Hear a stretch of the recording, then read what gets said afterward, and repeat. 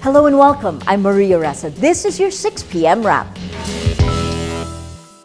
Indonesian President Joko Widodo or Jokowi says Philippine President Rodrigo Duterte told him, go ahead, if Mary Jane Veloso were to be executed. Jokowi says he and Duterte spoke about Veloso during Duterte's recent visit. Mary Jane dan saya bercerita bahwa Mary Jane itu membawa 2,6 kilo heroin dan saya cerita mengenai penundaan eksekusi yang kemarin. Presiden Duterte saat itu menyampaikan silahkan kalau memang mau dieksekusi.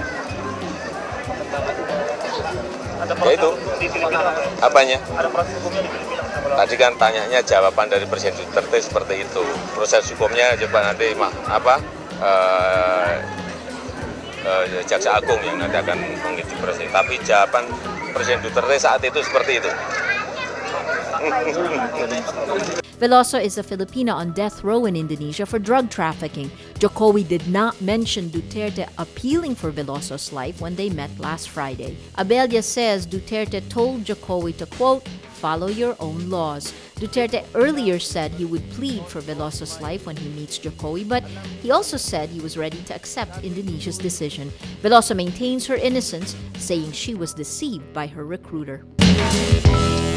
A former campaign staff member of Senator Bongbong Marcos, Marco Angelo Cabrera, draws flack for a controversial Facebook post by the government's official Gazette. The Gazette's post was widely criticized for being pro-Marcos. The post was meant to be a tribute to the late dictator on his 99th birthday. The last part of the original caption read, in 1972, he declared martial law to suppress a communist insurgency and secessionism in Mindanao. In 1986, Marcos stepped down from the presidency to avoid bloodshed during the uprising that came to be known as People Power.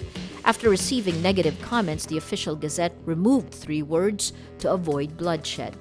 Cabrera now works for the official Gazette under the Presidential Communications Office. Lawyer Jesus Falces criticizes Cabrera, saying the conflict of interest is so glaring and palpable.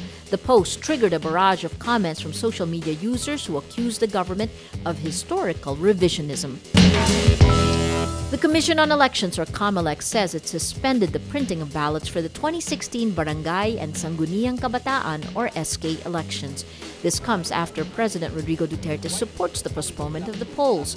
COMELEC says it will wait for a law or joint resolution from Congress, formally postponing the elections set supposedly for October 31. COMELEC says it will resume printing if no law or joint congressional resolution is out by Thursday. Duterte said there's a possibility drug money is influencing the polls.